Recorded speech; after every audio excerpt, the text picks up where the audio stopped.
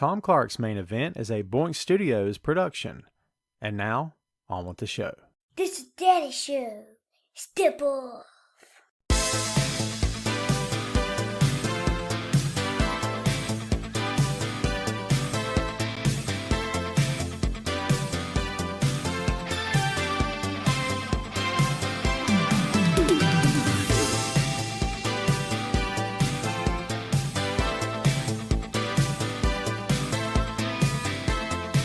Hey, what is up? Welcome to the program, folks. Thank you for tuning in. Ladies and gentlemen, my name is Tom Clark, and this is Tom Clark's Main Event. What's up, kids? Welcome back to the program. Your boy got a haircut and a shave. I look good, don't I? Don't lie. Don't lie. I'm quite the dashing young man. I said the word young and immediately smiled. Phil better not be laughing at me. So what's up, folks? Hope all y'all, you know, it's getting real when you say all y'all. Okay. So hope all y'all are doing great out there. Hope you've had a good week. It's warming up here in the Carolinas. This is a very good thing because your boy's been freezing to death and I can't take it anymore. I'm not built for the cold. I would never make it as a rebel if I was located on Hoth. If they said, Tom, welcome to the Rebel Alliance, we're putting you on Hoth, I'd say I'm out. Empire is much warmer. Death Star's got heat, man. I mean, I'll be there. And guess what? When it blows up, I'll be warm at least. I'm just saying. I don't know where any of that's going. So yes, let's get some hellos out of the way. Who just said I look 17?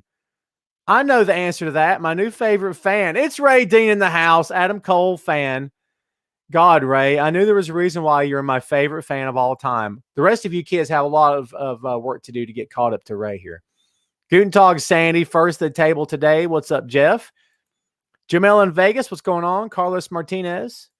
Shannon, how are you this morning, this fine afternoon? Russell Jackson, what's up? Russell, you're the Air Jordan guy, aren't you? I think. I'm always seeing on my Facebook feed the Jordans and everything. I bought me and my son a pair this past week. So we didn't spend a ton of cash because I'm not doing it, but I've never had a pair and they're pretty cool. They're cool enough. How about that? Oh, wow. Mark just had surgery. Everybody wish Mark well. Gary, owner and promoter of High Velocity Wrestling. HVW is coming back, baby. We can get to that in a bit. Sandy says I look 18. Sandy, you got beat. Ray said 17, Sandy. So you got beat, man. I'm sorry. To the punch, you got beat. Happy Friday to you, Cherie. What's up, Tina? Welcome to the show. Thanks, everybody, for hanging out. Lance, what's going on? All right, folks, we got lots to talk about.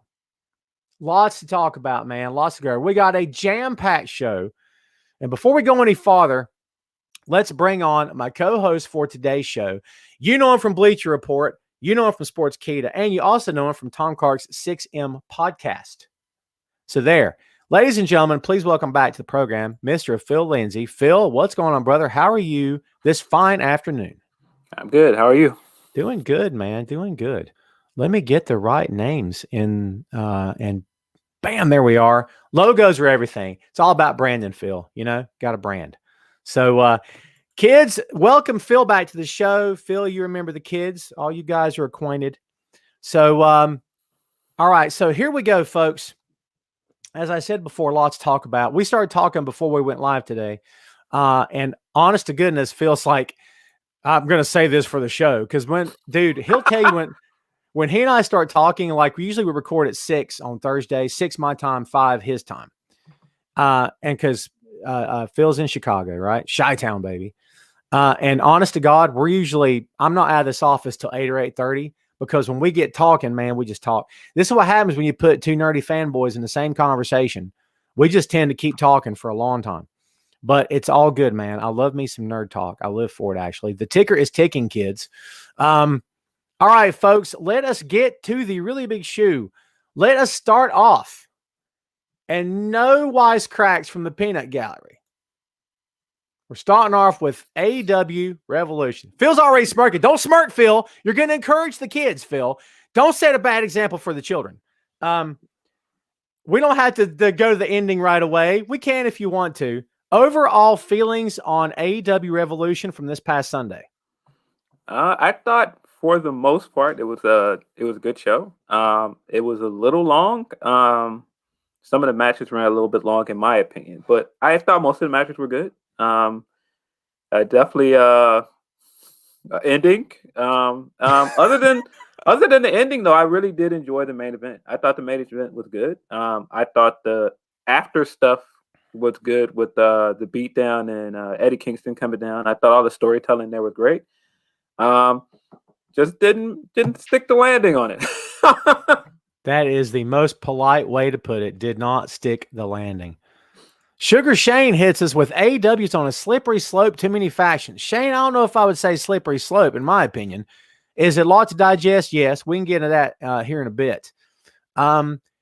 So I agree with you. I think overall the show was good. We're going to hit on some high points here, and I'll get your take individually on this. Some personal takeaways I have from the show. We won't go through every match. That's a whole big, long podcast. But here's some stuff I had kind of in order. Ray Phoenix, and look, maybe I just wasn't on board as a solo main event guy. Like maybe it looks like a lot of other people were, but it wasn't until the past 2-3 weeks that suddenly he's kind of turned my head and made me go, okay, I think I could see this guy working for the title. How close do you think Ray Phoenix is to going for the world title on a serious main event spotlight contendership, or is he just going to be with Penta regardless? What do you think? I think he's close. I think he looks really great. Every time they've given him singles matches, he looks really, really good. I think coming in, I think most people thought Penta was the guy that they were going to push as a solo guy, but man, Phoenix he's incredible. He is. What about Penta's line from Wednesday night about can't hold your newborn to Cody? And dude, and I don't know his name. The guy that does their post show stuff is like translating for him, and he's taking pleasure in what he's saying. Like he's acting the role. Like, and Penta said this to Cody, and I'm like, oh my God, I didn't know they were working him into an angle, but it feels like he's supposed to be a character. Did I read that wrong or what? I will give AEW a lot of credit for bringing guys into their backstage segments and giving them some character. Like, I think Marv has been great. Like him just popping out of nowhere to interview people has been hilarious for the last few weeks. Like whichever week that was where Kenny and Don were standing next to the bathroom and they're talking. They were just standing next to the bathroom, like this empty locker room. And Marv just pops out of the locker room like, hey, so you guys have a comment? Like, where do you come from? Or they were at the kindergarten. He just pops up at the kindergarten. Like, where does this guy keep coming from? It's great. I don't, honestly, I love that take. I didn't really look at it from that perspective.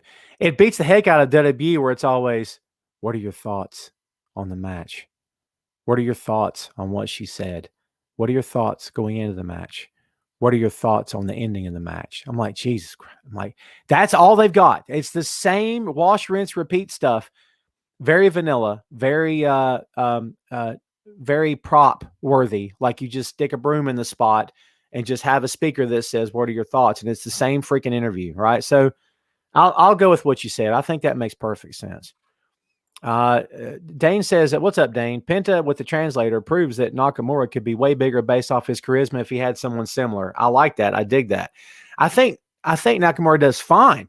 I think his English has gotten much better. But to Dane's point, what do you think, Phil, about putting someone with Nakamura who could translate and maybe get him over to the next level?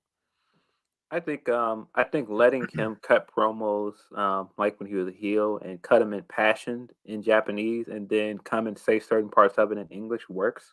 I thought that worked with Asuka, to be honest, and I didn't understand why they stopped doing it. Yeah, same here. Same here. I can see it going the other way, and I'd be okay with it either way, to be honest. Mark says Swan versus Moose winner faces Omega at the next Impact pay-per-view on title versus title. Love to see Moose. Okay, so we can touch on this really quick because, like I said, we got a big show here.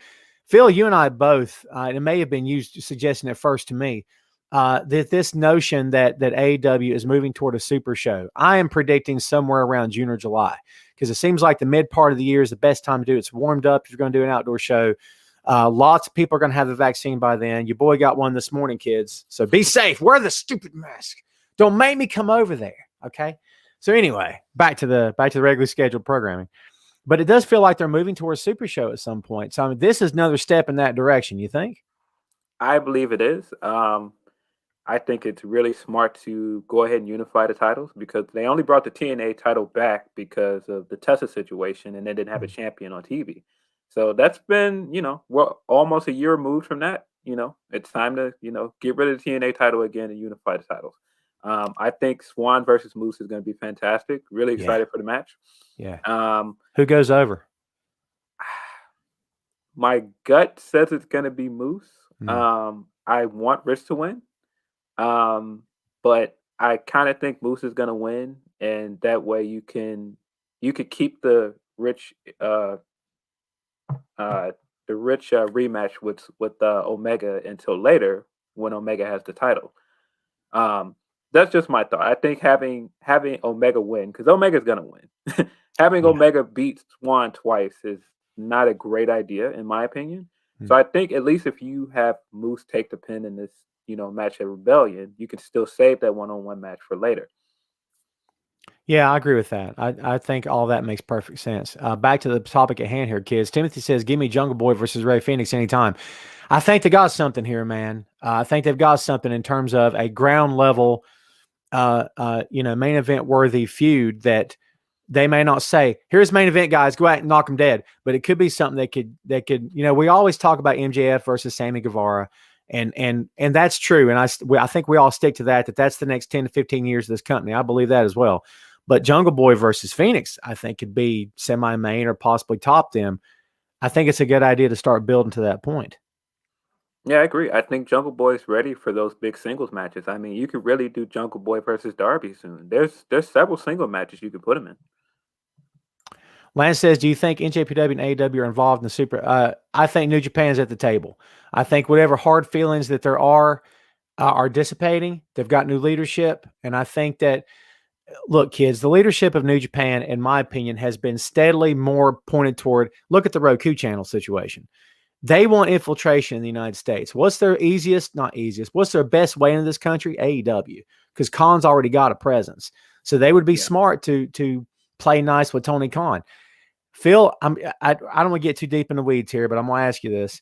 I've suggested to you in the past and here on the show without you, as a matter of fact, my notion that that it all sounds good, but if you get that many egos behind the curtain, at some point, someone's going to say, I got a job? Really? I'm losing? Dude, come on. I know it's 2021. A lot of these guys have grown up and we're past the smoke-filled arenas of the territories, but even if the talent doesn't say it, there's a promoter somewhere. I mean, why did Moxley not just drop the title to Kenta on TV? And it wasn't on TV. Why didn't he just drop it? Why couldn't he have dropped it due to a screw job? Was that Khan saying it? My guy can't lose like that, guys. We can't. Do you think that's going to play a part in said Super Show?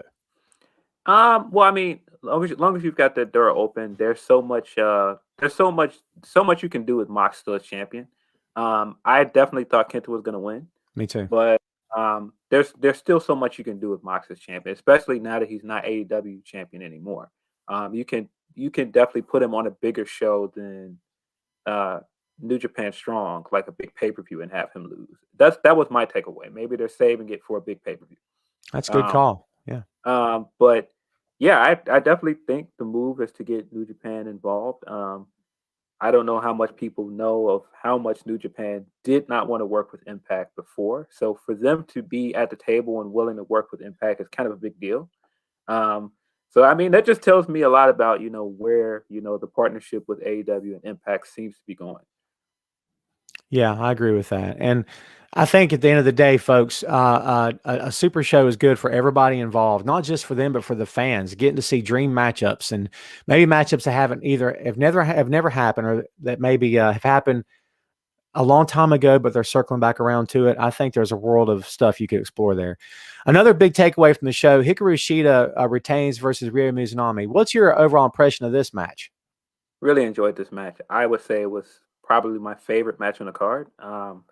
Really like Rio. I don't know how you couldn't. She's so fun to watch. She's so charismatic. And I think, every time Shida goes out there to pay-per-view, she delivers most of the time. I thought it was great. I could have gone without the, post-show beatdown that made the match feel a little less important to me. It made it almost feel like a TV match. But I thought the match itself was great. We've got some some disagreements from some in the crowd here, and it's okay, folks. It's okay. We can all have different opinions. Dane suggests that the match was awful and the chop sucked. I mean, it all depends on your point of reference. Whatever your float your boat, man. If that's your opinion, I mean, you guys know I don't bash anybody here for your opinion unless it's ignorant and comes from a weird place. Then you might hear some crap from me. But if that's your take, that's your take. You know. I mean, hey, I thought Rio had like a great run in the tournament, and I mean, you couldn't have picked anybody else that had a better run and benefited more from the tournament other than Maki Ito. But I thought she did the best with the opportunity on a pay per view, and I thought it was a good match. Oh, I like Sheeta a lot. And we don't have to mention the guy's name, but you and I both know the comment that was made this past week about yeah, Sheeta's only where she is because of who she's supposedly dating. I just don't know if I see it. Listen, am I going to sit here and say that she's the greatest thing I've ever seen? No, I'm not going to say that because, in my opinion, she's not. Am I going to say she's a natural? She's this? No, I think she's very good. Do I think she's the second coming of Ricky Steamboat? No, I don't. If I'm being honest, I don't believe that. But for that kind of comment, I'm like, my head was never even there. Like, yeah. the nepotism kind of thing. People say, and hey, look, I'm going to be honest with you. Over the years, I've had fleeting thoughts of Charlotte's only getting a look because of so and so. I don't tie my horse to that. You know what I mean? I don't. Right. I never really have. But this suggestion that, well, she's dating Kenny, I'm like, where'd that come from, dude? Did that hit you like kind of out of the blue too? It bothered me quite a bit. I think we've got to get out of covering women's wrestling that way. I think that's a media wide thing. I mean, industry wide thing. You've got to stop covering women's wrestling that way and going, oh, well, they're, even if you're not using it and going, oh, well, they're dating this person. That's why they're in this position. Who cares who they're dating in general? That's none of our business. So I just don't understand why that's brought up. And we're talking about someone with 12 years of experience in this industry who has, several titles under her belt before she came to AEW, has wrestled all over the world. I just think it's a discredit to everything that she's accomplished in her career. I think it's a discredit to everything she did with the tournament, both booking it and promoting it and, building a bridge with Japan and bringing over stars from Japan here. To just say that after all of that, it just diminishes all the work she's done over a month. I just don't like it. And honestly, would we even be talking about this if it were a woman booking a woman and they were involved, or a man booking a man and they were involved? Would we really even care at that point? But it's like, it's a man and woman, it's pillow talk, it's all this other nonsense. I'm like, get over yourself. And you man. don't even have any confirmation of it. You don't even know that it's true. That's the other thing that makes it worse. Yeah. Because I know that people kept trying to make up some involvement between him and Riho, which isn't real. It's just like this fascination with Kenny and trying to, put him next to a Japanese woman and go, the only reason he cares about Joshi wrestling is because of some fetishes. It's quite frankly racist in my opinion. I don't think it has any bearing on their shows. And I just think people have to stop jumping to this conclusion or criticism. Yeah, I agree with that. Lance says Sheeta's really good. She puts on good matches. That's why she is where she is. Very well said. Shannon says women main eventing on Wednesday, a step in the right direction. And to Shannon's point, Shannon's the female fan, one of our female fans here watching today, Phil. I mean, I go more to the female audience when these topics, not just when these topics come up, but I want to know what they think. I want to know what their take is, because some female fans are like, I don't care about any of that stuff. I just want to watch the whole show. And then other female fans are like Shannon, hey, this means something. This means something. This means something. So I'm always interested to get that point of view. Anything that the women do, as long as they're getting on TV, they're getting the proper spotlight, is always a step in the right direction, no matter what company we're talking about, right? Yeah. And I mean, I thought they did a lot of good with the tournament. I thought the tournament was great for the most part. Weren't too many bad matches in the tournament. I thought most of the matches were great. I think getting Maki Ito and bringing her over for the pre-show and Dynamite this week was great. That was a great addition to both shows, in my opinion. And yeah, definitely, finally, letting the women main event next week is long overdue. Glad that they're finally giving the women that opportunity. Absolutely. Robbie's going to wrap it up for us. It's just like Seth and Becky. They both made names for themselves individually. It wasn't based on their dating. Well put. Very well put. Right. And Kenny doesn't book the women's division, guys. I don't know if people are still of this. Kenny doesn't book the women's division. So We've got even if people in the chat right now suggesting that he is. Where's that come from? he doesn't book the women's division, guys, Tony books the women's division. So even if they are dating, which there is no proof of that, that has nothing to do with why she's in the position she's in. Does that come from the notion that he's brought these talents over and maybe is working with them in some capacity? But you've interviewed how many people in that company, inside that company, and been privy to, I don't want to say backstage conversations, but you've been told things. I mean, there's no truth to Kenny booking it, right? I mean, maybe he's worked with them occasionally, but in terms of, all right, girls, all of you answer to Kenny tonight. He's working with all of you. I think he's worked as an agent on some matches, from what I understand, but he doesn't book the matches. He said that himself. He does not book the matches. And, listen, kids, pro wrestlers are going to work you all day long. It's what they do. But at the same time, it's kind of like, we already know he's an EVP, so why would he lie? Why would he work you on something like that? Especially if he could have 100 people confirming he just lied. That's not true. He does book it. Why would you even go there? It seems kind of an odd thing to be dishonest about. I think he's involved. I think he is involved in, some of the signings. I think he's involved in like some of the coaching and other things. I mean, clearly Rio is somebody he brought in because he's friends with Rio. Yeah. And the same thing with Sheeta. I think he had some, influence on bringing her in, but that has nothing to do with the booking. Yeah, I agree with that. Let's go to the next point here. Hangman Page defeats Matt Hardy. I enjoyed this match, but I'm smiling because the lawnmower spot on Dynamite made my week. I've watched it 5 times. It made my it overshadowed the explosion or non-explosion. The fact when he walked up and said, "Hey, you got room on this thing?" And they all swarmed in and climbed on. Yeah. And it's like, whoa, hey, there's a weight limit. As if the guy knew there's a weight limit. And then Colt falls off the thing when it takes off. Like, I'm still laughing. It was so good, man. Yeah, I don't know. I thought this match was good. But it wasn't one of the, highlights of the show, but it was good. I really liked the finish of him almost falling out of the ring, and then the Dark Order kind of came under him like a bunch of Pikmin and pushed him back in the ring. That's good stuff. I thought that was great. And I mean, just tying it to, he had that little blurb above his name before that he was trying to save money for a lawnmower, and then he finally bought it. I thought that was good. The fact that he's all of a sudden wearing purple shirts a lot. Have you noticed that? Yeah. I thought that was a nice touch too.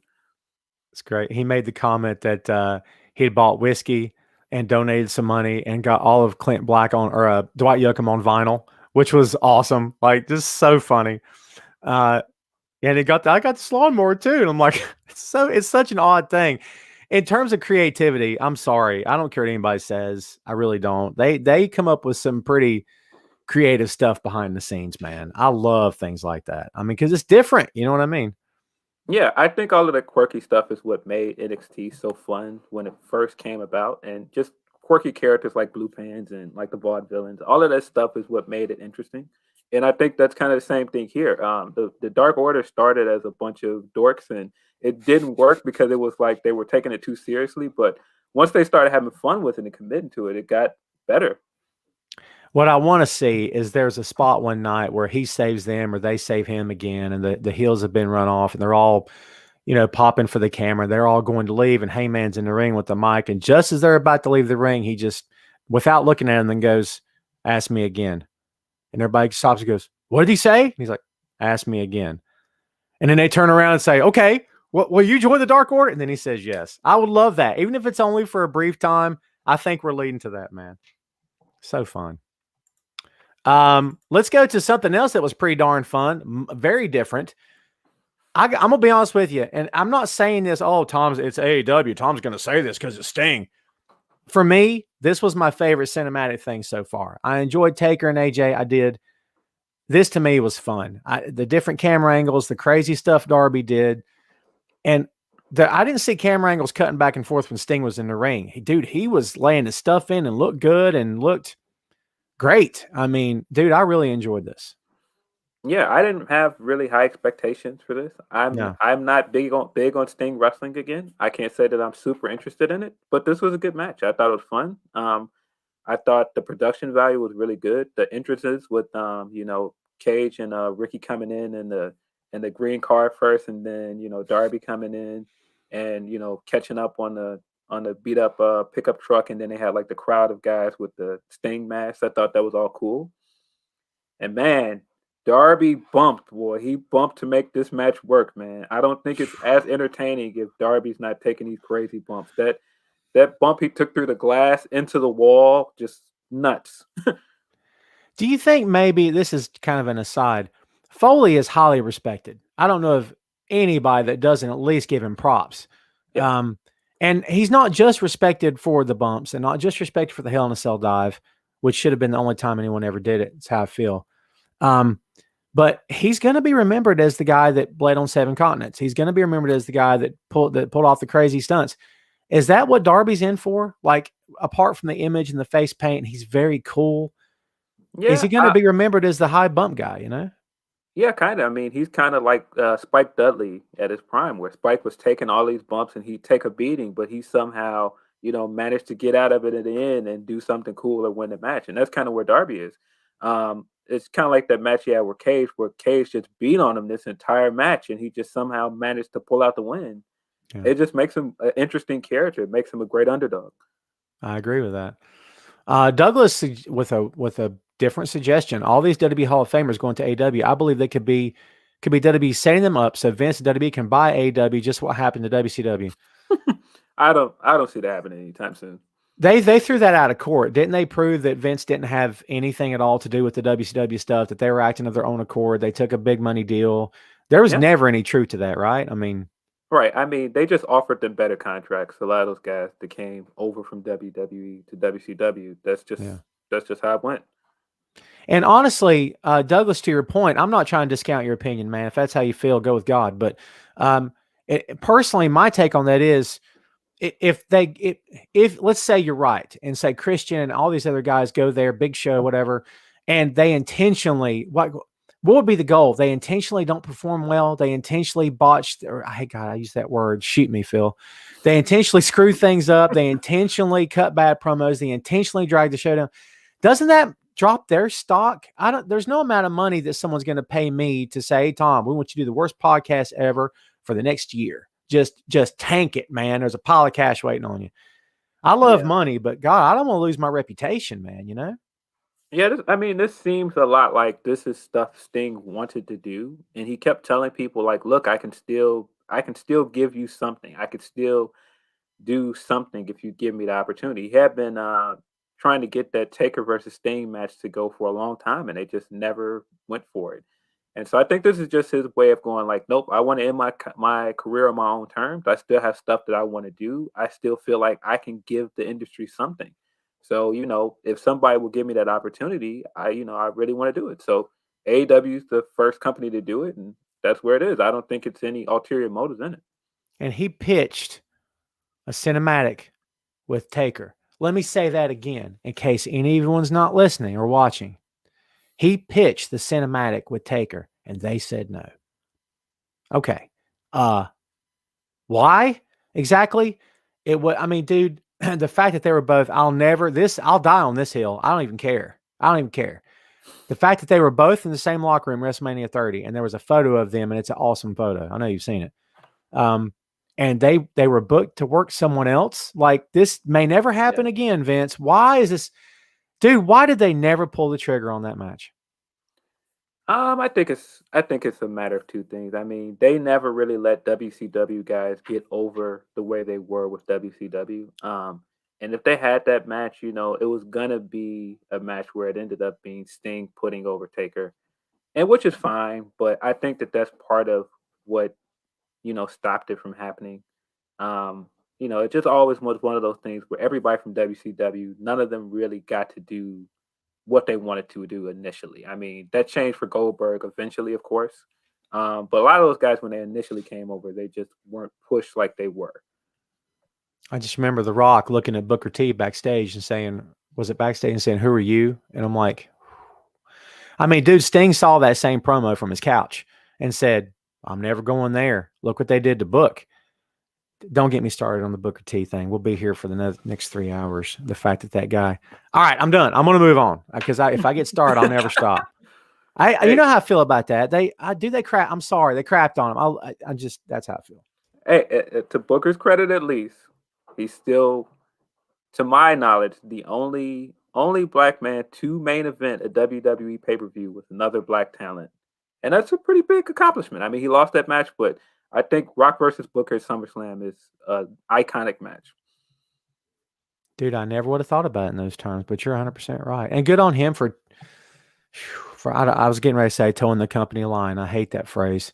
Good on him for being professional and not doing shoot podcasts for 20 years where he crapped all over him. He could have, but at the same time, I guess Booker's point would be, look, man, I cashed the checks. I did what they said.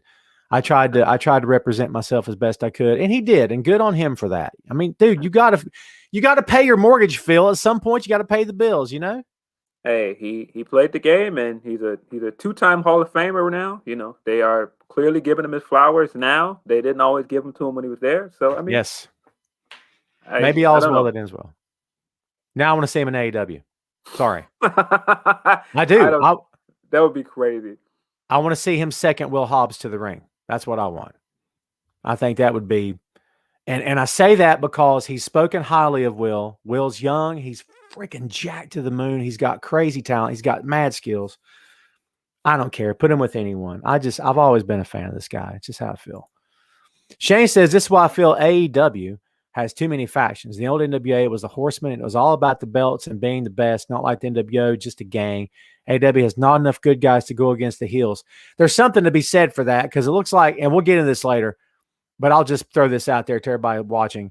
It looks like Inner Circle's all turn face, which is I don't even know why you would turn Jericho face ever. But looks like they've done that. Since we're talking about Sting, Phil, people have asked for this. It's Sting! It just takes forever, doesn't it? I had to pick the one that's really long. I could have picked the longer one.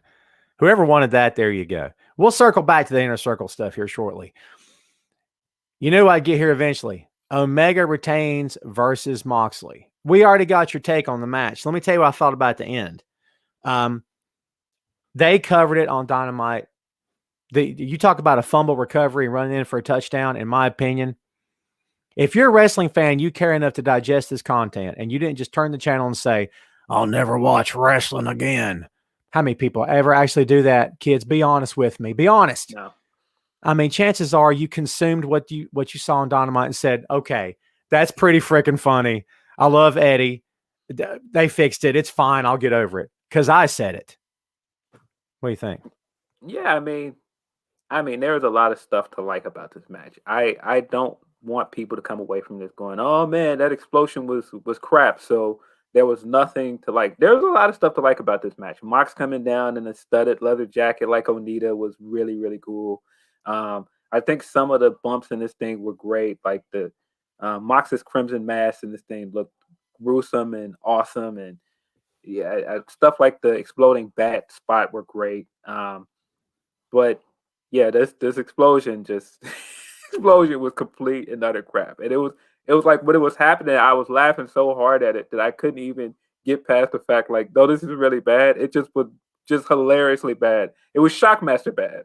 It was just like one of those things where it was going to be so memorable just because it was so crap that it was like you couldn't even really get mad at it, in my opinion. It was just like one of those things like, I love wrestling. Wrestling is just it's just so stupid sometimes. So, you know, when they made it work, in my opinion, I think using the excuse that Kenny just botched the bomb, it works because we've seen this guy with like a big over the top, you know, welder's outfit on, and he's just sitting there banging his fence with a hammer. Like, he doesn't look like a guy who knows what he's doing.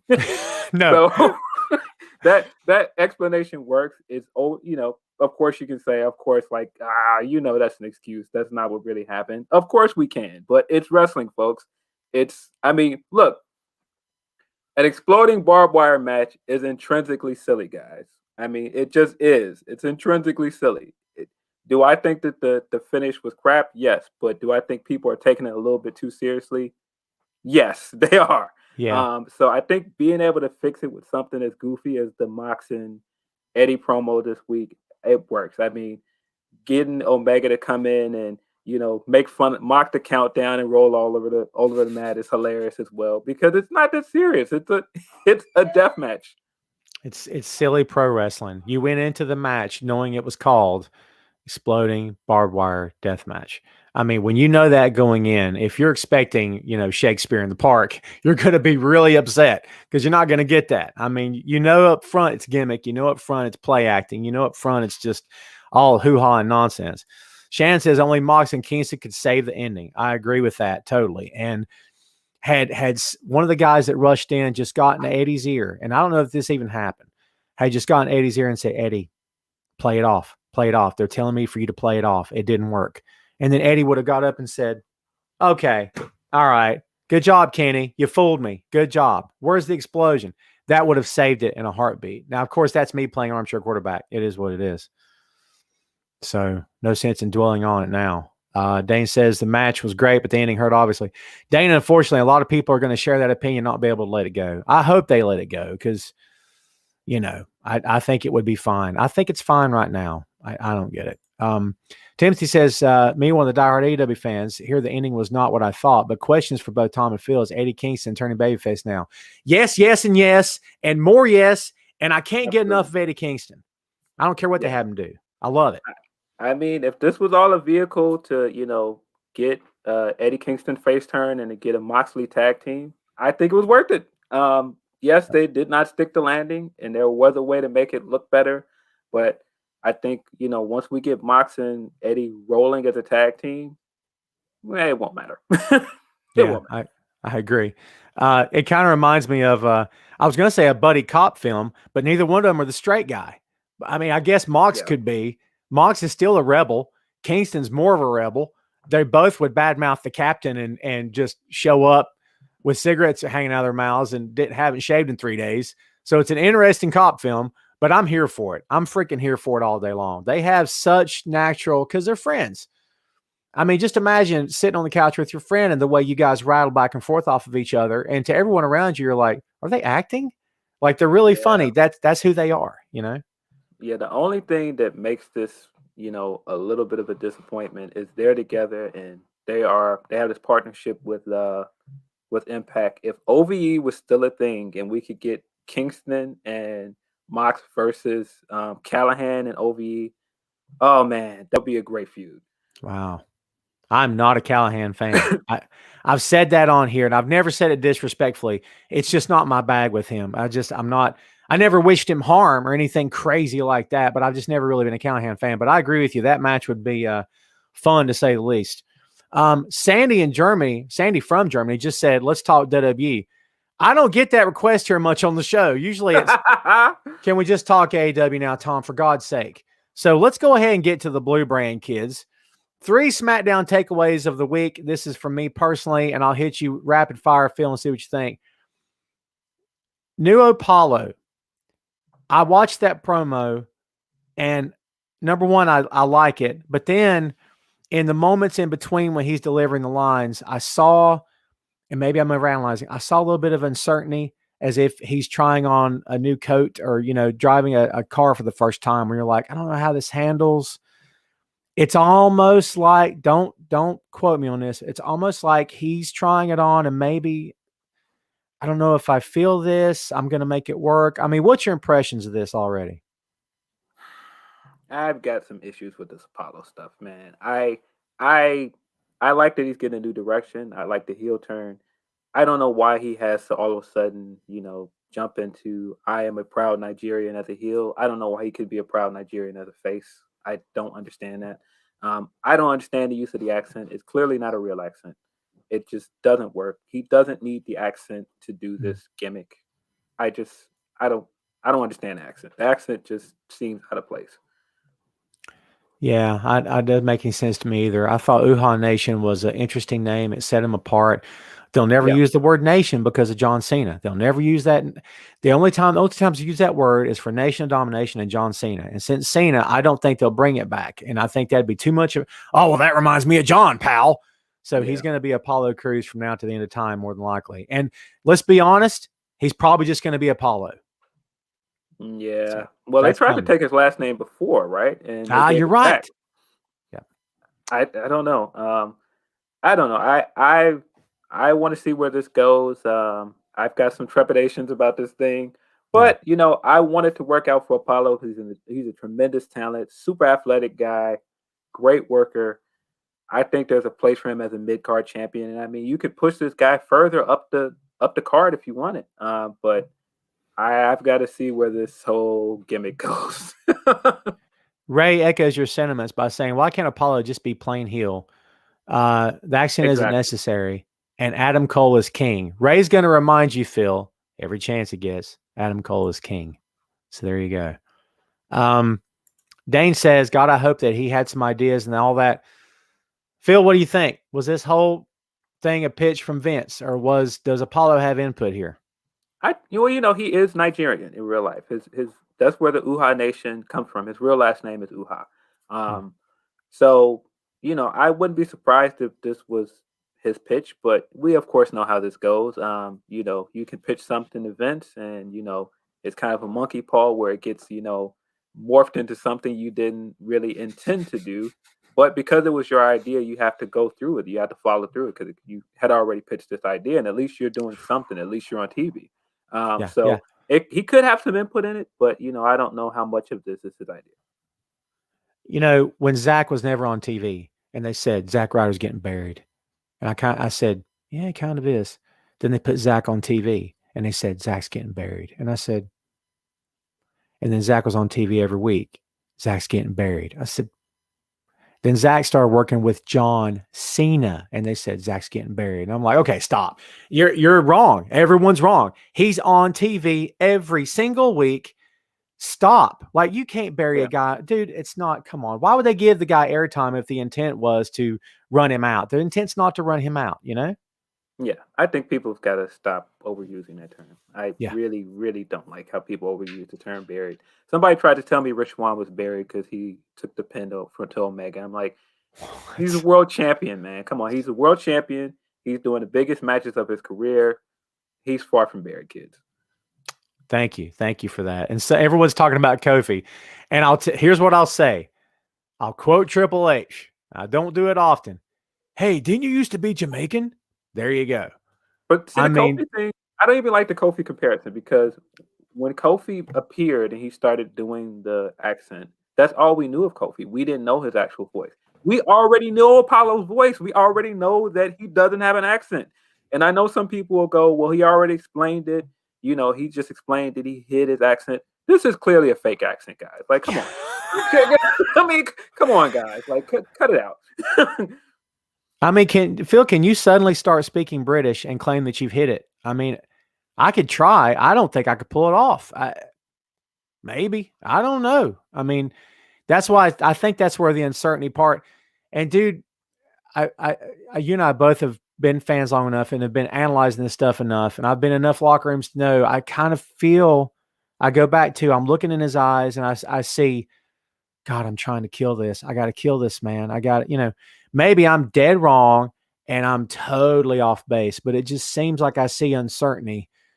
Now, ask me again 4 weeks from now, and I probably will tell you it's changed because the more he does it, the more comfortable it will be for him and he'll get in a groove. I hope so. Well, Big E's back tonight. We'll see how it works when he has Big E to play off of. I'm a little bit iffy with this real African-American stuff. You're jumping into some murky territory with that quote, but we'll see how it plays out. Yeah, I know, right? Third takeaway from SmackDown. I don't know how much more I can continue to pat this guy on the back before I knock him down and he, hurts himself on the landing. Jey Uso continues to impress. I mean, people, Daniel Bryan versus Jey Uso in the cage. Look, he worked Daniel, and Daniel can work anybody and make them look better than what they are. I would suggest to you that Daniel had the night off last week against Jay because Jay is just that good and getting better every time we see him. Please tell me, Phil, I asked you this 2 months ago, I think, on the show, maybe longer. Please tell me this is leading somewhere good for Jey Uso and not just when they're done with this, they'll push him back to his brother and then we'll see him jerking the curtain occasionally on SmackDown. I think there's a way to do something really interesting with him. It might not be a title win, but I think you can still do something interesting with Jay because he's been phenomenal ever since they started this stuff with Roman. I think there's a way to bring Jimmy back and maybe have them have a one-on-one feud that leads to them teaming up again. But man, you've got to keep giving this guy singles matches while you can. Again, I don't know if that means putting a title on him, but I mean, he's just been on a heck of a run. And, you know, the key to anything that you do in life is repetition. The only way to get better at anything is repetition. Anything. So, dude, I often go back to the Punk shoot interview on Cabana's podcast because I reference it a lot. You know that, Phil. But the comment he made on that where it's like, well, you're not a proven main event. Say, well, how do you know? Why don't you give me the chance? Because every time you give me a chance, I throw the ball, catch it myself, and run it for a touchdown. That's kind of what we're saying here. How do you know until you give the guy a shot? Yeah, and I mean, I think the thing is that the start of this whole thing, Jay is kind of the other guy in his tag team because Jimmy is the more known guy in terms of promo work. Jimmy has, you know, to me, he stands out. Like he always stood out. You know, when I could always tell them apart, you know, which one is Jimmy. So now Jay has kind of made his own lane, and I think that's amazing. And it reminds me for some reason, and listen, everybody can relate to this in some form or fashion. Remember when everybody here was 18 and you had a conversation with someone in your family, your friends or whoever, or people older than you. Hey, I need some credit. I don't have any credit. How do I get credit? Well, credit card would help. Cool. Can I have a credit card? The company says, nah. Why? You don't have any credit. Wait a minute. If I'm trying to, you see what it's kind of like it's a catch-22. How can I get there if you want, you know, well, you have to prove yourself. Let me. Can't do that. Well, then what am I doing here? Yeah. You know, I have to assume a lot of this is Roman and putting him in good opportunities. And it's worked out fantastically well. At this point, I can't wait for Jimmy to come back and see what they do with it. And Dave just asked a question. Dave, I couldn't answer that, but Jay has already alluded to it, right? He's already basically said the Usos are coming back. So, well, I mean, he's working out. He already looks like he's getting reps in and he's moving around on that leg. So it should be only a matter of time. Yeah. We'll see what happens. So here's my third takeaway: Daniel Bryan versus Roman Reigns at Fastlane. Before we get into the nuts and bolts of this, what do you think this accomplishes for either guy? What are we doing besides, hey, we need Roman to work somebody. Let's just put Daniel in. What's this going to do for either guy coming out of this going into Mania, you think? I think it's going to be a good match. I think if you could throw any criticism at Roman right now, and there's not much you can criticize him on because he's been great. I think he hasn't had many great opponents in this title reign. He's kind of wrestled the same guys over and over. You know, he wrestled Jay, and then, you know, he wrestled Owens on like 3 pay-per-views at this point. Yeah. So I mean, he hasn't had that many great opponents. He really needs someone to, you know, remind us, you know, that he's a dominant champion again. Because I mean, he beat Bryan at Elimination Chamber, but he beat him after he was worn out from the Chamber match. So I think this is a good way to, you know, reestablish that he is a threat and he is a dog going into WrestleMania. And it makes him look, you know, that much, you know, harder going into a match with Edge. Now, personally, I believe this should have been a WrestleMania match. That's just my opinion. Yeah. But, you know, I think it'll serve its person. And anytime we can get these two in a feud and, you know, call back to all of their history together is great. I thought all of the promo stuff Bryan did this week was fantastic. So I'm here for it. Sandy, echoing what a lot of people are suggesting Daniel being part-timer after Mania. I still say he's got a lot left in the tank, and I know what he said publicly, but listen, you take a ball player out of the game and tell me he doesn't want to get right back in. Dude, Wrestlers get it in their blood. This is why we see, well, so-and-so came back when he's 50 because he's broke, Tom. How do you not know? He loves the business. It's what he knows. It's his passion. I get so tired of hearing excuses like that. Sting came back for the money, Tom. Stop. He missed it. He wanted to do right by his own legacy and his own name. Daniel loves this business. I mean, maybe it's just the thoughtful guy in me or the hopeful fan in me saying I don't want him to go, but I don't think he's done yet, man. I don't know if I believe he's going to be a part-timer, but I think when he says he has no interest in doing like all of the championship stuff, I do think he would like to put people over. I think that's what he wants to do now. I think he wants to do more of a, enhancement thing. And I understand that. He's in a great place where he can do that. And I mean, you can make the case that he had already been doing it. I mean, Kofi Mania happened because of Bryan. So, I'm fine with it. I'm curious. He's clearly going to lose at Fastlane. So I wonder who is he going to work at WrestleMania? It's Edge, right? Or you're talking about Daniel? Daniel. I don't know. Christian's out of the conversation because I suggested that last week or 2 weeks ago, whenever it was. Lance says Bryan to AEW would be good, or in JPW. I have 3 words for you: Bryan versus Suzuki. I'm sorry. Tell me that wouldn't be the coolest thing ever to see Daniel pairing up. My God. Yeah, I would love to see him wrestle other places, but I think that's why they rushed to let him wrestle again, because they don't want him to go anywhere else. If it was just as simple as that, it would have happened by now, because he, of course, courted New Japan before they cleared him. Yeah. But, they cleared him in time, so this is where we're at.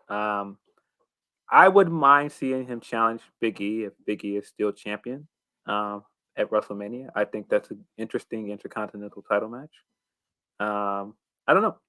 Other than that, I don't know what else you could do with him. I think you could do a best of 7 with those guys like you did back in the day with like Magnum and Nikita and who else? Eddie and Benoit and who else? Did I get that one wrong?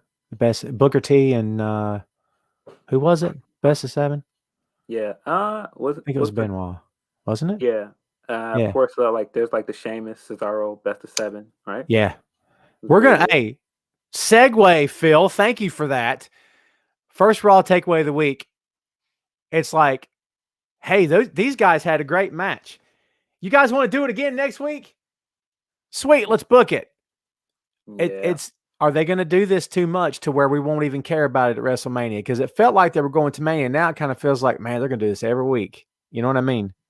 Yeah. I mean, at this point, it looks like McIntyre is going to challenge Bobby at Mania. Yeah. They put Sheamus in such a tough situation because he should have gotten a one-on-one match at Elimination Chamber, in my opinion. And that should have been the big match. That should have been the match. You could have easily done all the same things, had McIntyre retain and then have, Miz come out and cash in at the end. You could have done all the same thing, but I just didn't think the Chamber match did that much for the title at that point. You could have easily put the women in a Chamber match because you didn't have anything for the women that night. So I don't know. Very true. I said, I think it was on Dane's podcast last week, I believe it was. My notion that Sheamus and McIntyre are kind of like Punk and Bryan and Shawn and Triple H and Flair and Dusty, that you can always go back to this feud anytime you want to. It'll always be good, and they'll always deliver because they're so tight, and that they're willing to do anything to get the moves over, get each other over. I mean, but going to it 2 weeks in a row, it's not like a nail in the coffin, kids. Don't misunderstand me here, but it's almost like hands off for a while, and then let's go back to it in 2 or 3 weeks and see where we are. You know what I mean? Yeah. It just, you took a hot feud and then you're trying to make it a time filler this week, and you don't really need to do that. Great call. Great call. For anybody that left because I wasn't hitting enough buttons, man, did you leave early? Because by God, it's my show and my buttons. And when the people want it, as Excalibur would say, got to give the people what they want. Shane McMahon on my TV is, in 2 words, hot garbage. I won't back down from that. Dude, I hate this. I hate it so much. I don't get it. I said the same thing about the Randy Orton Fiend thing with Alexa Bliss. I'm like, every time I see it, I just get that look like, okay, I'm about to go do something terrible to myself. I am sick of this. Are you entertained in the slightest? What are you taking away from, hey, kids, Shane's on TV. Everybody gather around. I don't care about this at This, all. this Shane and Braun stuff is so uninteresting. Shane is basically like that little paper cup of coleslaw that they put in with your food, and it doesn't matter. You'll go to the register and say, "Listen, I don't want the coleslaw," and they'll just keep going. Nope, it comes with it. I don't want it though. Nope, nope, nope. You're gonna take it, and that's what Shane is at this point. It just seems like every year we do this. I don't want any Shane. Nope, Shane comes with it. I don't want it though. Hey, look, I love coleslaw. That's a hard analogy for me. Whenever we've gone out to eat, everyone gets coleslaw on their plate. Yeah, you want this? I'm like, I'll eat it. So I can't, but I totally get what you're saying. It's almost like, wait a minute, when's WrestleMania? I got to get on TV. Someone put me on TV. You're totally right. We're looking at Braun versus Shane.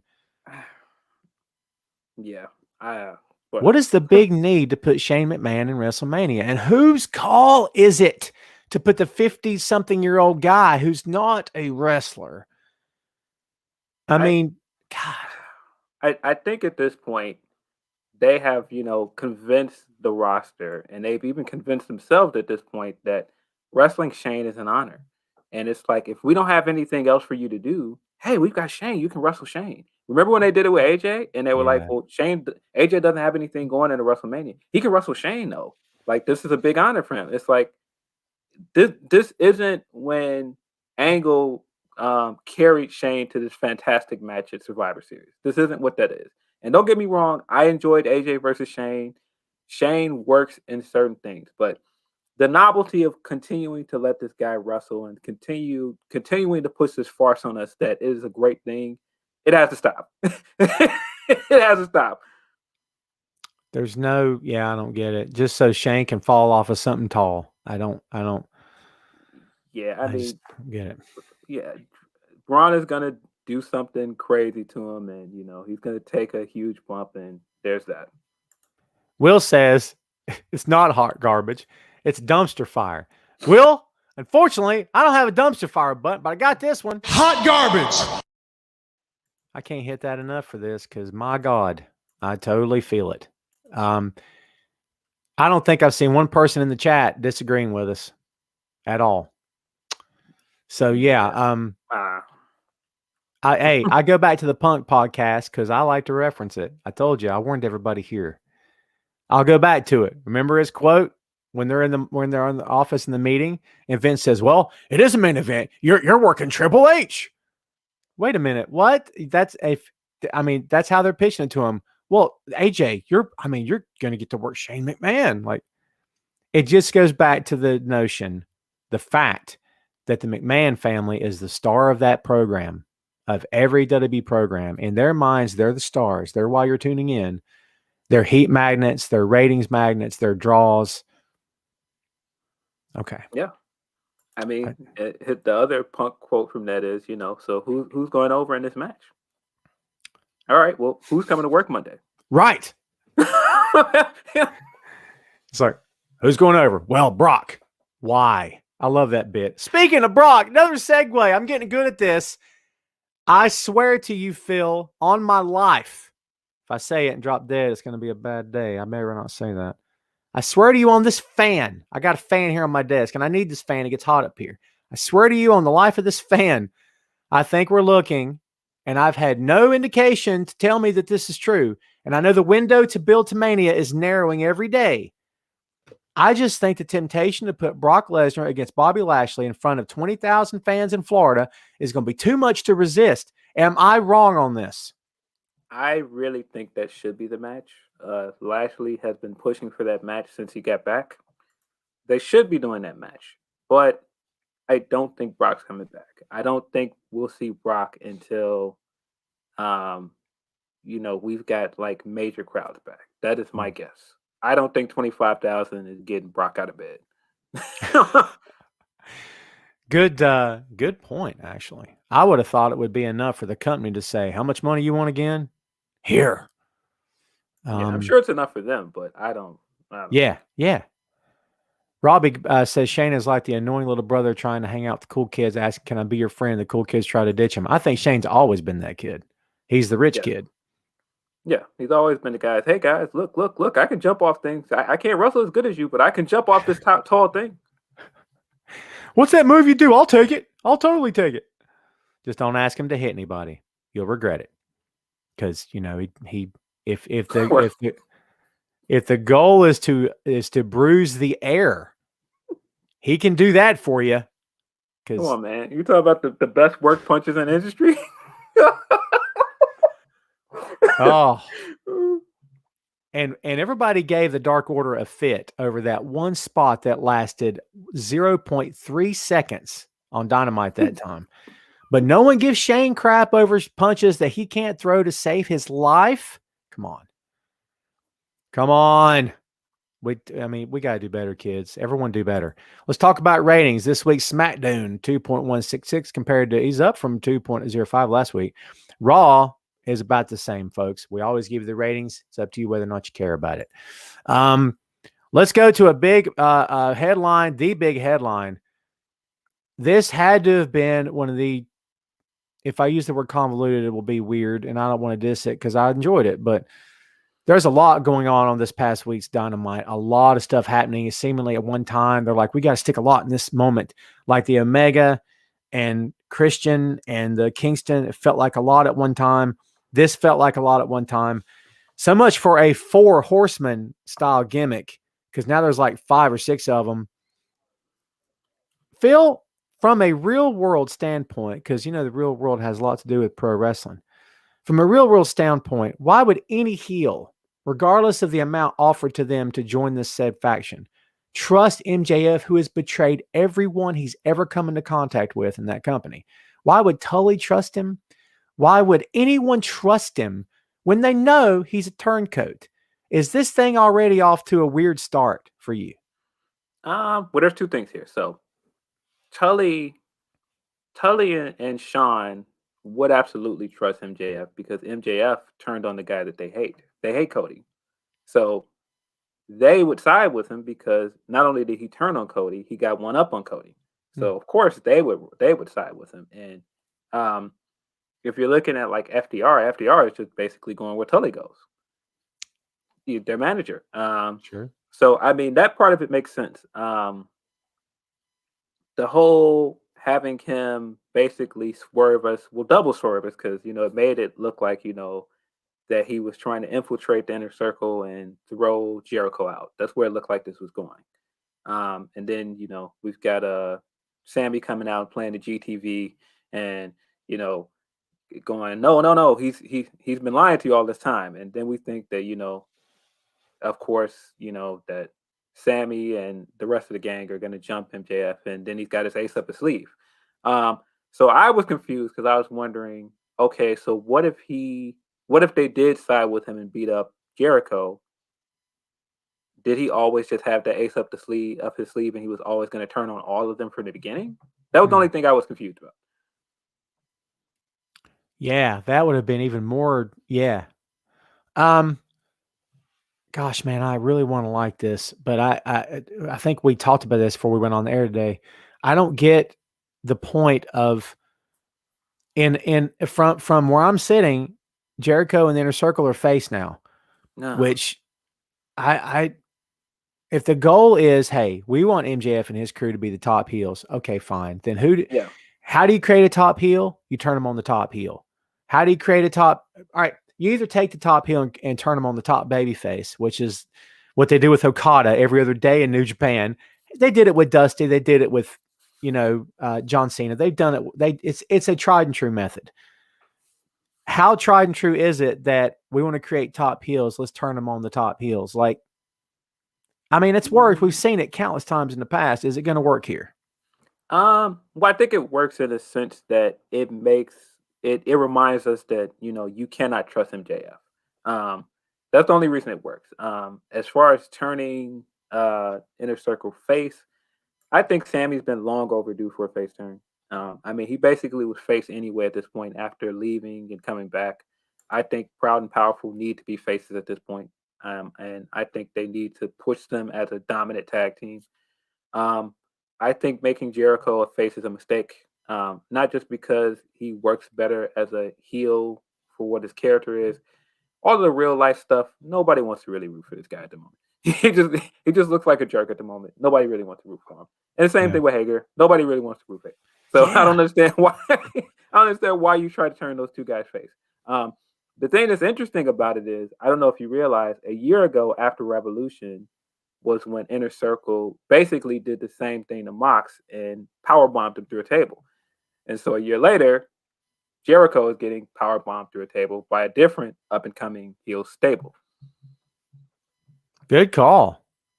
You reap what you sow, right? So, yeah, I just imagine Hager trying to get a pop as a face. Yeah. It's weird. I use the word convoluted. I like the fact the Inner Circle's sticking together. I do like that because they do work well together. Santana and Ortiz can be babyface like that. Yes. They're funny, they're entertaining, or they can be hardcore, but they don't have to be. It works. Sammy is your top babyface earner in the company years from now. I believe that. Like the same conversation we had about Taiji Ishimori is a babyface waiting to happen.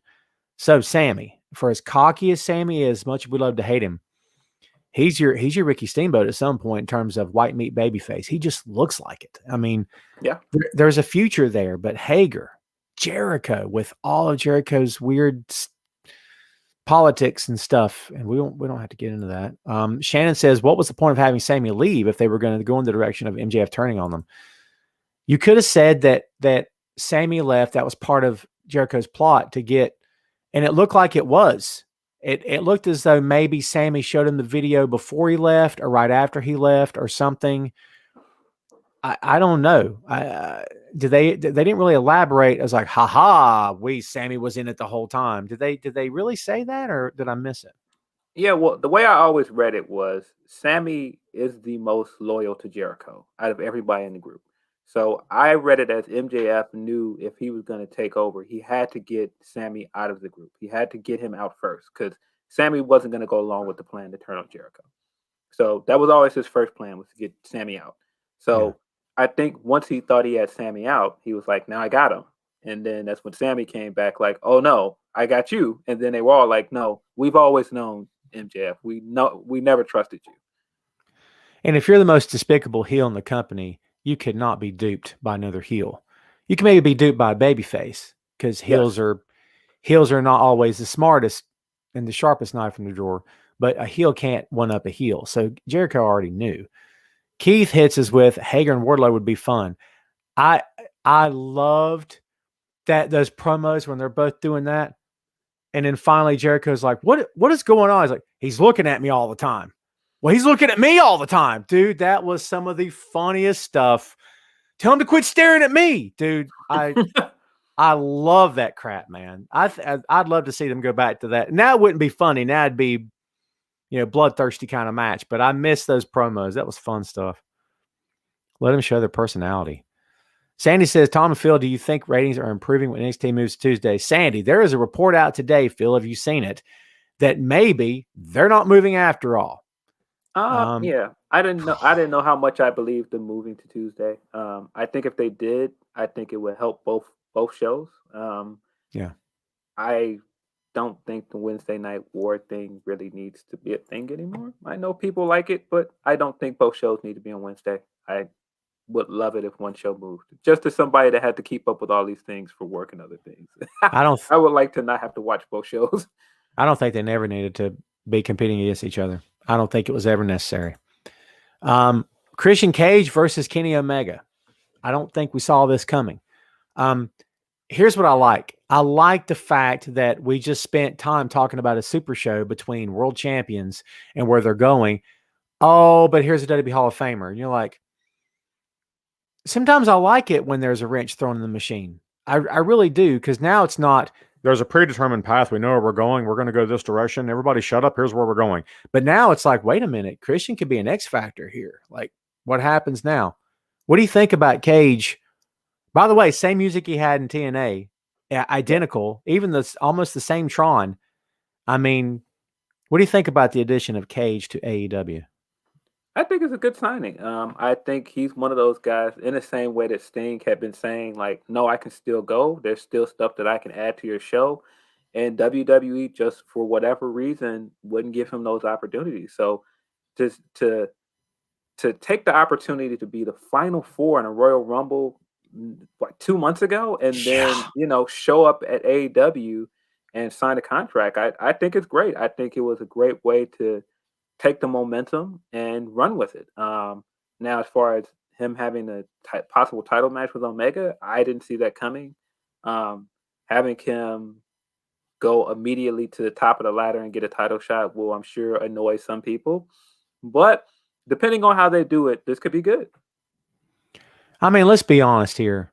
Let's say that you didn't bring him in and put him in direct opposition with Kenny.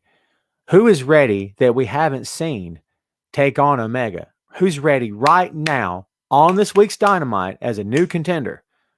Because I think I'll have to think about it for a minute. Is there anybody that's ready right now? You've got some guys that are ready, but the guys that you have are ready, I don't think you want to put against Omega now. I think they're matches you want to save. Of course, like, I think Omega versus MJF is going to come at some point, but you don't want to do that yet. You want to save that for a pay-per-view match. And of course, the long game tells me Omega versus Page is going to be the big match, but you want to keep that one as far down the line as you can. Save it. Yeah, I totally get that. Makes sense. Let's see what else we got going on here. Okay. So, Ray Dean, I hope you've not left, because it took us a while to get here.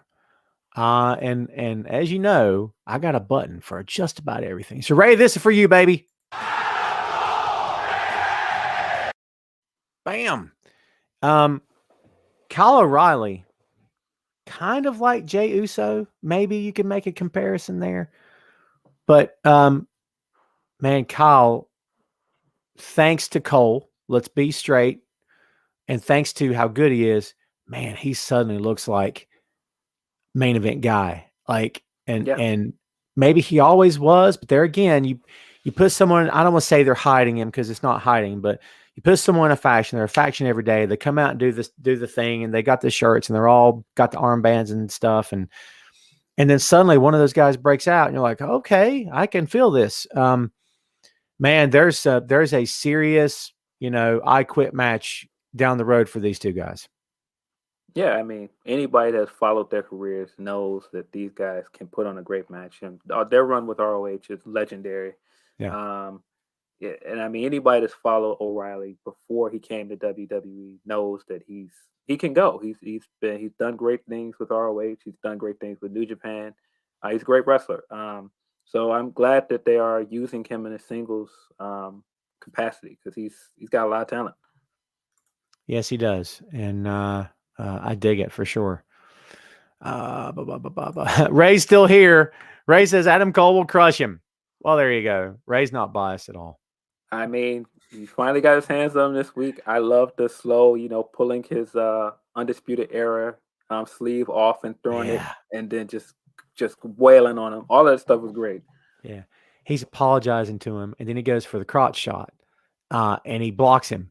And then when O'Reilly beats him down, he's laying there begging off again.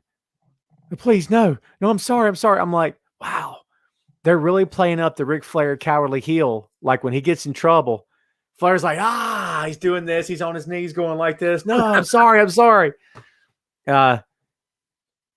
Look, man, I know everybody loves the idea of, man, Adam Cole on Monday Night Raw. Yeah, I don't love it. I don't think they'd. I got one word for you, Phil: Ricochet. I'm sorry, it's how I feel. It's how I feel. I'm not suggesting that Ricochet is more talented or better. I'm not even saying that at all. But I think if listen, if NXT's a brand, then by God, you keep him. Stop telling me NXT's developmental, Tom. I don't buy it anymore. You're telling me stop. I'm going to believe one or the other. I'm going to go with the notion it's a brand. Just let it be a brand and just let Cole stay there. And I love this. So if it keeps him there and keeps him interesting and keeps him relevant, I love it. I think it'll be fine. So Shane says Cross versus, I'm guessing he meant Balor. Cross versus Balor, absolutely. Man, you see Cross stand next to Finn Balor, and oh my God. Like, I knew he was jacked, but oh my God, I think he's more jacked than he was before. Yeah, I So, mean, you're talking about a guy that completely, rejuvenated his career. I don't think we've seen Finn Balor put on a bad match in over a year. I mean, he's I been agree. phenomenal with NXT. All of his matches as champion have been incredible. Yeah. I think this is one of the best runs of his career. Ah, man, he's just doing great work. And when Cross takes it from him, I worry about what happens next. Yeah, I don't know. I mean, I would love it if he got a match on the Mania card. I think he deserves it at this point. But at this point they've put him. I don't know what you do at this point. I don't think he's going back to the main roster. I don't know. Yeah. That's an interesting topic. We'll wrap it up with this, folks. You and I talked about this before we went on the air today. What's your take on, and I like the bit. It's a good bit. I'm going to do the bit for everybody to see, all of you. Hey, look, you guys got screwed last week. You were robbed. And here's these belts that didn't exist before just now. You guys are heels, but you deserve this because you were screwed last week. By the way, you're heels that cheat. Here's these belts because by God, you deserve it. You guys cheat all the time, but here's these belts. Dude, wouldn't this have made more sense for a babyface tag team who have been consistently babyface who get screwed every week? Like it's the Midnight Rockers versus Rose and Summers, where every time they get a shot, they lose. They're consistently screwed, and then are like, you know what? I'm tired of this. You've earned these belts in some form or fashion. Here they are. Why do this for heels coming from a babyface GM? None of it makes sense. None of it makes sense. The way that they were screwed last week makes no sense. You screwed the heels in a heel versus heel match, basically. And you screwed the heels that were on your brand with a GM that isn't on your brand. Yeah. It doesn't make any sense. The whole screw job made no sense, and you made them sympathetic. Then you come out this week, and instead of just giving them a rematch, you go, okay, well, we're going to create new titles for you guys. Okay, well, if you were going to create new titles, why didn't you just award them those when they won the Dusty Classic? It just doesn't make sense. And then so you award them these titles and go, okay, well, this is because you got screwed over by Adam Pearce. By the way, we know you got screwed over, but you have to defend the titles in 20 minutes. Why? Right. You just gave them a reward for what happened to them, and then you basically screwed them by putting them in a title match, and then they lose. Yeah, this was terrible booking. I'm sorry, but it was. This was terrible booking. You immediately made your titles look like they didn't mean anything because you just gave them to somebody without them basically having to earn them. And then they lost them within minutes. So it just felt like you even rewarding them to them didn't mean anything. It didn't make any sense. And this is not a blanket statement. So please, God, don't anybody give me examples where I'm wrong. You can if you want to, I guess, if it makes you feel better. But for the most part, heel versus heel does not work in the long term. It just doesn't. You can do it as an attraction match. It's a grudge. It's an old problem dating back a month or two. People want to care about what they're watching. And heel versus heel, as Phil just said, it feels pretty smart. He didn't care. I don't care. You got to make me care about this. And if I don't care about the match, I'm not going to care about the outcome. I'm not going to care about what they do next week if they continue to go along the same lines that were going before. I mean, if they had babied out in that match, if it had been clear that they were babyface, and it's like if Regal had come out and said something to the effect of, the three of us have never really been on the same page before, but I see the effort you put in, and you showed me something last week. You got up and you did right by the fans, you did right by the match, and you helped the referee up. You did something to show me that you're turning the corner. I think you've earned this. I could have bought that a lot easier, you know? Yeah, and it makes sense if you are using the screw job as a vehicle to turn them. But you did the screw job and you reward them the titles, and they come back and they do the same cocky, we beat you all, we earned these titles, we're better than you all. It's like, but what? Yeah. We beat all of yous. We beat all y'all. And I go back to It was that. so stupid. Oh, So it was so stupid. yeah. I didn't like anything about it. I mean, and don't get me wrong, I love Shotzi Blackheart. I think Ember Moon is great. I think putting the titles on them is fine. But if you were gonna do that, you should have saved that for down the line and done that maybe at you got two pay-per-views coming up. You've got two nights coming up for Takeover. Do that on one of the nights of Takeover. Um, I don't understand why you had to do it so fast, and that's kind of my issue with NXT now is that they do this thing where it's like we have to put a title match on every week to get you to watch, and we have to put a title change on the show. So don't turn the channel, don't turn the TNT because anything can happen on our show. There could be a title match this weekend. There could be a title change. You just never know, and it just feels so contrived. Two words that tend to go together quite a bit. Hot shot booking. See, I didn't say hot garbage. See? Hot shot booking, because they're doing it all the time. I have two interesting takes here that I'm going to put up here because it's worth conversation. Keith says, I actually disagree. This makes the tag matches more interesting, and Moon and Shotzi got screwed in the tournament. So are they just circling back to correct that and to give that justice, you think? And while you're thinking about that, Douglas says they're going to be in a triple threat match at WrestleMania 37 for Women's Tag Team Championship. So maybe they're actually trying to build to something instead of me just going, oh, here we go again with silly booking. I mean, the end destination looks good, but how you get there is weird, right? Okay, so here's my thing with that. If that is your take, you're going, but we're trying to reward Ember and Shotzi. Why did you give them the titles to begin with? Why did you just not have a match for the vacant titles? It doesn't make sense. Rewarding them with the belts just to have them lose does not make sense. It doesn't. Yeah. You could have easily just made this a match for the vacant titles. There was no reason to give us a swerve to protect Nia and Shayna. They're not an interesting team. I'm sorry, but they're not. No. You are protecting them for a second match with Bianca and Banks at the pay-per-view. For what reason? I have no idea why we're doing that match when you have them already in a feud set up for WrestleMania. What is the point of protecting Nia and Shayna for that match? I don't see. I just don't get it. That makes sense. Yeah, no, and here's what I'll say about the tag team of Baszler and Jax. These are not the bad A's that the company tries to get you to believe they are. I'm with you. They're not. This is if Ken Shamrock team with the Great Khali. I'm sorry. I'm sticking to that. And then they paired Reginald with him this week. Right. I don't get it. I don't understand what they're doing with the women's tag division in general. I think that there's a problem here in general. I think that they continue to push us wrestlers that are slapped together in tag teams instead of just establishing teams and making us care about the division. It's been a problem for months, and it continues to be a problem. I just don't understand. I don't understand why it's so hard to book tag team wrestling.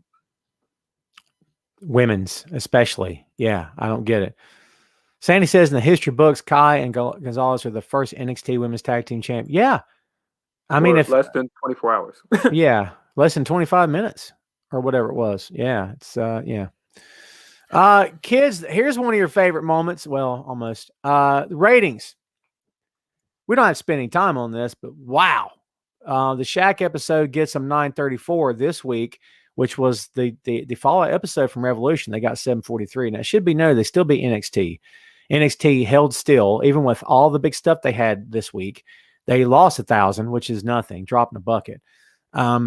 Let's just be honest. And if and when, until the moment that these shows split up, these ratings are not going to move for anybody. They're going to be the same, probably for both companies.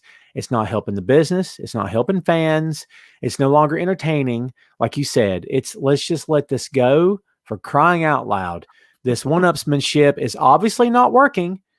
And AEW, though I don't agree with Cody when he said that they're destroying NXT every week, they are consistently winning. I don't know how you can be NXT / Vince McMahon and be okay with losing. He's not okay with losing, period. I Yeah, mean, I don't know. It's more about stunting AEW's growth than it is about winning, right? So, absolutely. yeah. Open 4 time, kids. Then we're going to take this home. We've kept everybody way past their bedtime here. So no one's had a nap. So there you go. What's the open floor stuff you got for us? Sandy, I love Jordan Devlin. Let me tell you something, kids. If you only know Jordan Devlin from NXT, WWE, NXT UK, you're missing out. You got to go watch Jordan Devlin from OTT in Ireland. Yes. God's sake, the video packages alone for him and Walter are absolutely phenomenal. That David Goliath, they alluded to Mike Tyson in his prime. Kids, go watch those freaking insanely done vignettes. They're freaking great. Dude, I think Devlin has been misused since the day he got there. Yeah. You could easily put him in a world title picture. I think he's been great other places. I think it's been time to get rid of this interim cruiserweight title thing. You know, they made the best of the situation with COVID, but I think it's time to make a single cruiserweight champion. And I think they'll get there. Shane says NXT lost the ratings because no Cameron Grimes this week. And if you don't like that, you can kiss my grit. Love that. It's worth it for the picture alone. I love it so much. That's good stuff. Ray is always trying to hit us with hip hop stuff. Every time, Ray, with the hip hop stuff. Rob Bass or Father MC and Phil, will LeBron win MVP? At this moment, I don't know how you can say that LeBron is MVP when you've got guys like Embiid playing some fantastic basketball. Go Sixers.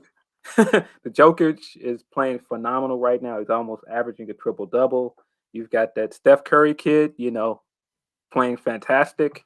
I don't know if LeBron is in my top 3 right now for MVP. I think that there are other guys playing better, personally. Did you just call him that Steph Curry kid? That's pretty good. There's just this kid that, you know, people thought was washed, and he came Yeah. back and now putting up 50-point games and all this other crazy stuff. I think he's got something, Phil. I think he's got a future in this league. What do you I think? think he's got a future in this thing, man. I think he might be going somewhere. Keep your eye on that Steph Curry kid, everybody. That's good stuff. What else you got for us, kids, before we get out of here today? Open floor means whatever you want to talk about. Let's see. Timothy says, I'm happy Scorpio Sky is turning heel. Yeah. I like it. I was a little bit concerned that they jumped to the title match so soon after he won the match on Sunday. I thought you could have let it breathe, and you know, by putting it immediately the next few days, it kind of made it obvious that Scorpio is going to lose. Yeah. But if this leads to another match down the line and they finally, you know, give him some singles gold, I'm here for it. Everybody's saying he's going to the moon. Shannon points out he's going to buy the moon. Well said. I like that. I'm going to present an opinion that's not always popular. And in the world of WWE, everybody goes, God, they've got too many belts. There's so many belts in that company. Kill the belts. There's too many titles. I'm going to submit to you that there's not enough titles in AEW. I think they need a second set of tag belts, and they need another singles title.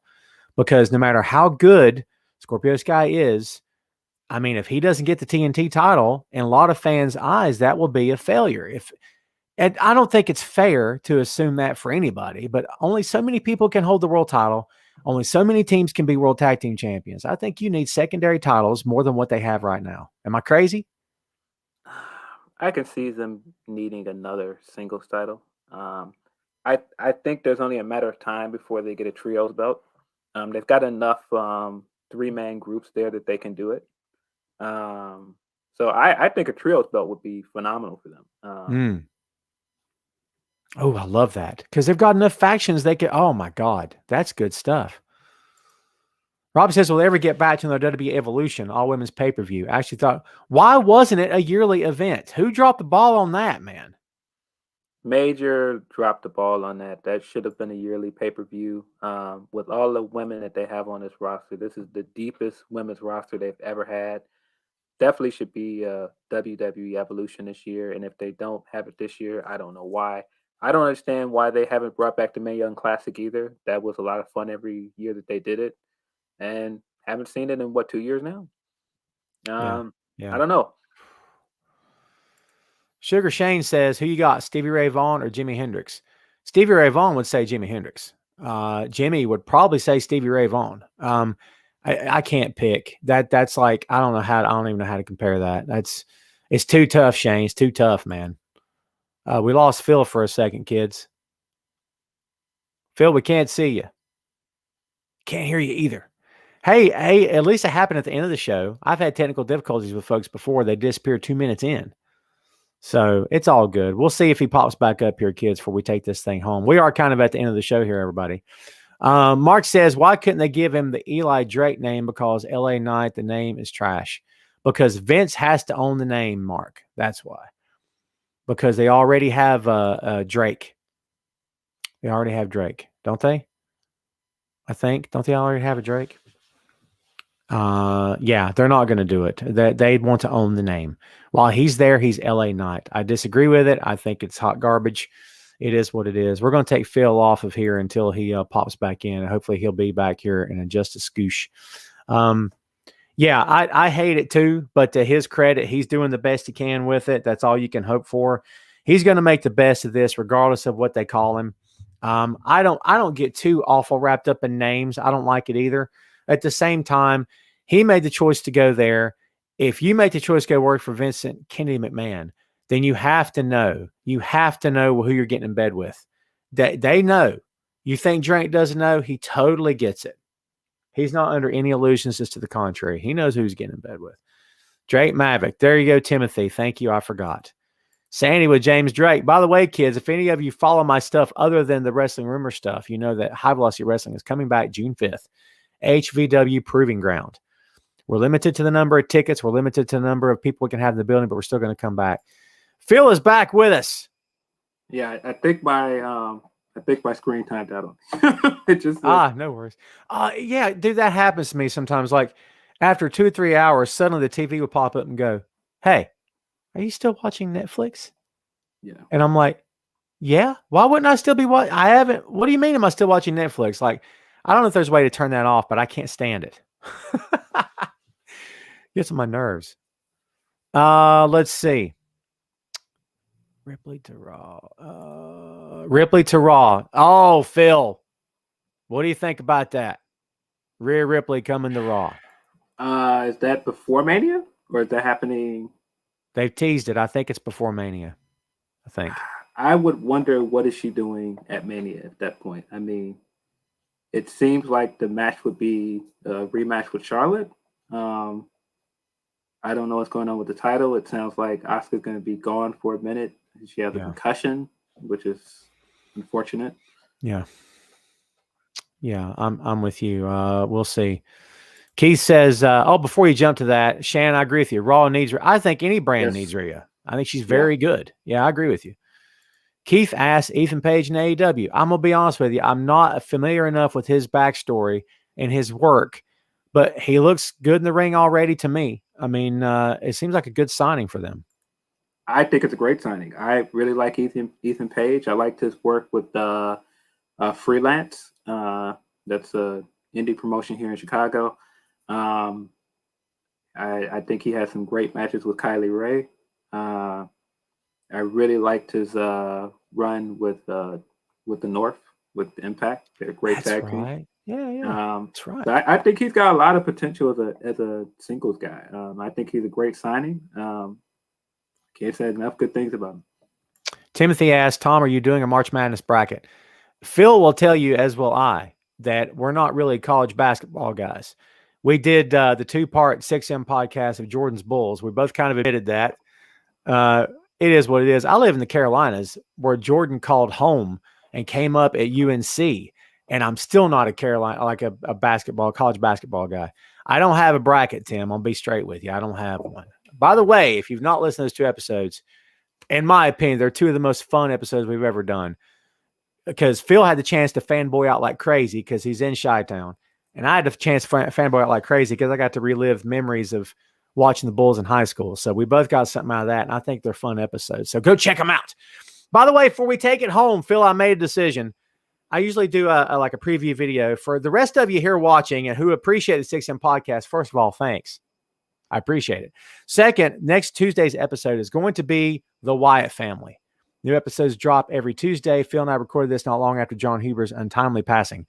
So yes, hope you get something out of the episode. I think it's a good episode. We covered a lot of ground in it, and we paid respect to John. I feel pretty well. So if you guys are Wyatt family fans, and I'm only announcing it here because it's pro wrestling related, but go check it out. And Phil, publicly, I always thank you off camera, but I'll thank you publicly for being a fantastic freaking co-host.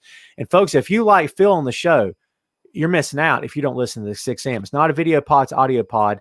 They drop every Tuesday. We got a ton of stuff in the backlog because I likes to be ready. No joke. If I promise you a weekly podcast, you're going to get a weekly podcast. That's how I roll. So yes, please go check out the 6M. I'm giving you 2 more before we take it home because Phil hasn't ate lunch and neither have I. I'm just guessing. I've had 2 cups of coffee. Does that count? Maybe. Cherie says, Rhea before Mania if Asuka does come back before Mania for a feud with Charlotte. Do you go back down the road of Ripley versus Charlotte and not put Ripley over? No. I think if you're going to do that match, Rhea's got to win it. I wonder if that means we're doing a triple threat because Asuka's technically still champion. I think after everything that's gone on with Asuka over the last few weeks and some of their poor booking of her, I think just taking the title off of her again right before Mania would really anger a lot of fans. I don't think they want to do that. Yeah, I agree with that. One more, kids. William, you're up to bat. You're swinging for the fences. Was MJF heel turn the best this year so far besides Roman? And what direction AEW they're going to take with MJF in the group in the future? I'll jump in real quick. It was pretty good. It was more explosive than Roman's turn because Roman's turn was done very subtly, right? We just kind of saw Heyman sit next to him on the couch that night. But we'll see where they go with it. In my opinion, you can't do a 4 horseman type gimmick when you know that the whole world is suggesting that's what it is and not introduce the world title. Is this faction and any faction of that company going to be secondary as long as the world title is not in the picture? What do you think? Well, I mean, you've got a case to put MJF back in the title picture because you can always say that he can always claim that he was never really beat, right? Because he can always say that Mox cheated to beat him because he used the paradigm shift. Yeah. So he can always, and his heel way, say, "Well, I never lost," even though he did lose. But he can always be like, "I never lost," and he can always have a claim to a title match that way. In terms of is that the best heel turn this year, I still think Adam Cole at Vengeance Day is up there for me. Roman, of course, is there too, but Adam Cole, super kicking, Riley is up there. Yeah, I agree with that. I was searching for a button that would fit the mood, but I don't really have one. I got buttons, but none of them really fit that. Shannon, thanks for watching. Everybody wishing us a great weekend. Same to you. Thank you, everybody, for watching. Yes, this means we're taking it home. Thanks, kids, as always, for hanging out. Phil, before we split, remind the good people at home where you are in the world and what you offer on the internet before we go. You can, of course, find my writing at Daily DDT. I just dropped an interview with Rich Swann this week. Just went up today. Hype that a little bit, man. How was it talking to him? Was he cool? It was great. Really big fan of Rich. I really love what he's doing. I don't know. He had that crazy injury maybe a year or so ago, 2019, where he didn't think he was going to wrestle again.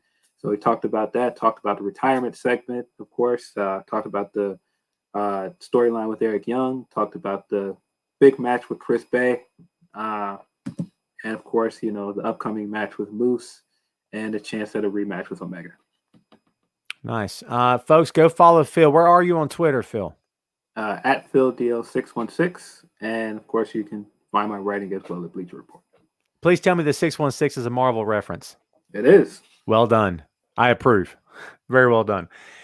Listen, go look up that stuff, man. Support Phil. Well, we like to support our writers, man. guys like us do these shows, and honestly, this main event, shocker for you kids, is not exactly bankrolling Tom over here, okay? So we do this for the love of the business. I think Phil would admit he's not getting rich off this. None of us are. So all we ask is for your clicks. All we ask is for some feedback. And it's okay if you don't agree. Not going to ruin my day. It won't ruin Phil's. But go check him out. He's a great writer, excellent podcaster. So please go support the movement, support the cause. We need people like you in our corner. I think it's important. And I think that if enough of us support the cause and put out good content versus clickbait, and you know who you are, okay?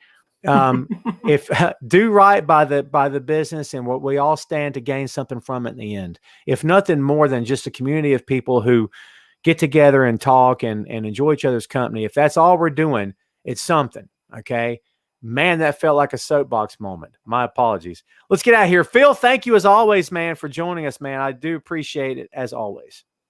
Thanks for having me, man. Yes, sir. Phil's going to hang tight. Kids, thanks again for watching.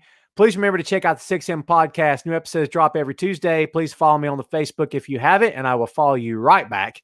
Go to Twitter at Tom Clark Writes, WRITES. It should be Tom Clark Pods. Maybe I'll change it. You never can tell, kids. Let's get out of here, folks. Everybody have a great weekend, okay? We'll see you next time. Have a good one. Tom Clark's Main Event.